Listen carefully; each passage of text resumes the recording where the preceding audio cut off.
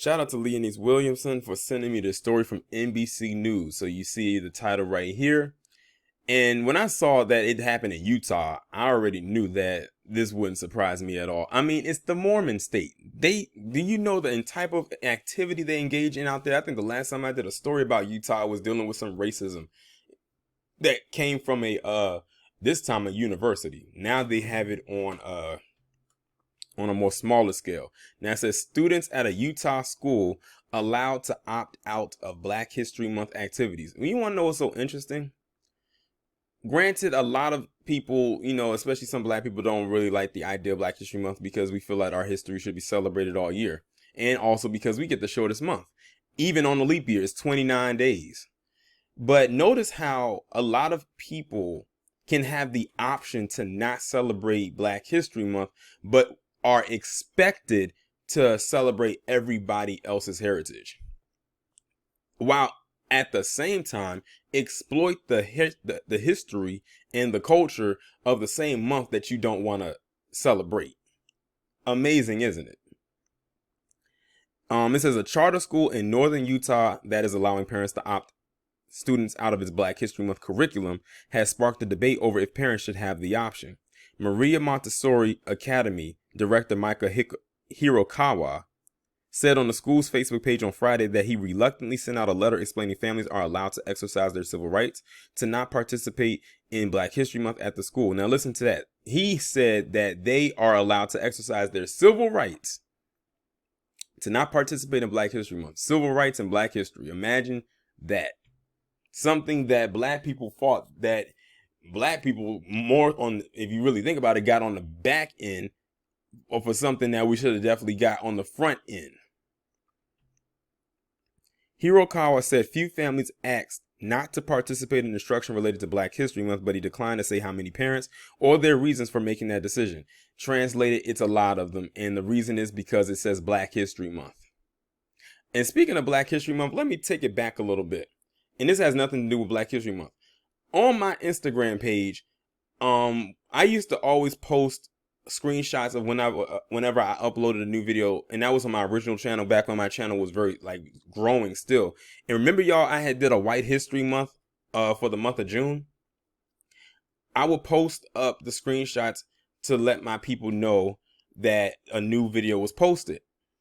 How about 4 years later, because this was back in 2017, about 3.5 years later, I get a comment from a palm-colored troll talking about how I was wrong to make a White History Month, talking about the bad people of the bad white people and everything like that, when I should have made one about the good white people. I said, you must not know me. I thought that was funny, especially since that was a video that I had did on a channel that no longer exists. And they just left that comment, I kid you not, like last week. Amazing. We should not shield our children from the history of our nation, the mistreatment of its African American citizens, and the bravery of civil rights leaders. But remember, every time there's a but, there's usually bullshit behind it. But should educate them about it, Hirokawa said, adding that the parents' request saddens and disappoints him. The school board of directors declined to provide further comment on the decision. Listen, we know why it is. We know why it is. Even if you don't want to come out and say it, it's because these are palm-colored parents who don't want their PC kids to learn about Black history. But I bet you if it was Academy history, they'll be all for that. And then you notice that when it comes to Academy history, that's almost enforced. Notice that in the last couple of years, when they said they're going to start incorporating the Academy history, that it's almost mandatory that you learn it. Like, they're saying that it's not mandatory to learn our history, but it's mandatory that you learn their history. Have y'all noticed that? Remember, I did a video in this, what was it, last year, the year before last, about some kids overseas who got kicked out of school because they didn't want to do an assignment talking about the academy. They actually kicked these little kids, it was a boy and a girl, out of school because they didn't want to learn about the academy. And at that time, it wasn't even a class. It was just an assignment. So imagine what it's going to be like when it's a class and it's mandatory.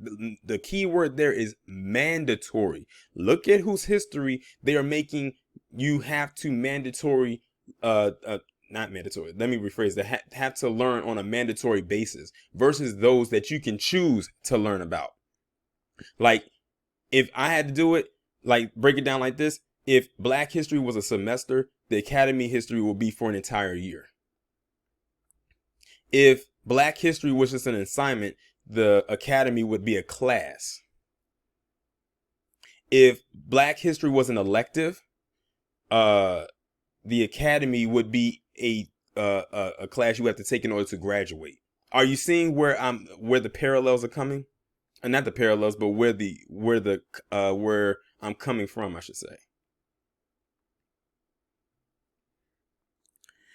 Maria Montessori Academy, which serves elementary and middle school students, incorporates Black History Month into its regular social studies and history lessons throughout the month of February. And notice, like I said, they got upset and wanted to opt their kids out of Black history for just 1 month, the shortest month at that. They're not saying, it's for a whole year, but just 1 month, 28 days, and they couldn't even handle that. And the thing is, a lot of the stuff they be teaching in them is real surface level based education of our history. They don't go as deep as we do, and they're still upset about that. So if they went as deep as we did, they would probably jump off of a building. Hirokawa, who was of Asian descent, said his post goes against his personal beliefs. As someone whose great-grandparents were sent to a Japanese internment camp, he said he sees value in teaching children about the mistreatment, challenges, and obstacles that people of color have had to endure in the United States. They just had to add that POC in there. You know how much we don't love POC.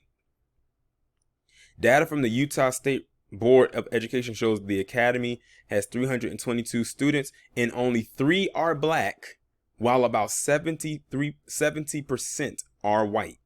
Some parents have argued that giving parents the right to opt out enables racism. The Ogden chapter of the NAACP did not immediately respond to a request for comment. That's basically what it boils down to. This racism. Those parents don't want their kids to learn about any other history except their own. And even then, they bastardize their own history. They don't even be teaching their own history the right way. So I don't expect them to teach our history the right way. Point blank, period. But yeah, that doesn't surprise me. Like I said, it's Utah. I mean, outside of the outside of the Utah Jazz, what out there really shows anything of Blackness? I call it the Mormon state for a reason. It has more than earned its title. But y'all let me know what y'all think about this down in the comments. Like, share, subscribe if you haven't done so already. Make sure that you text the number that is pinned down below in the comments so you can receive notifications every time I upload a new video.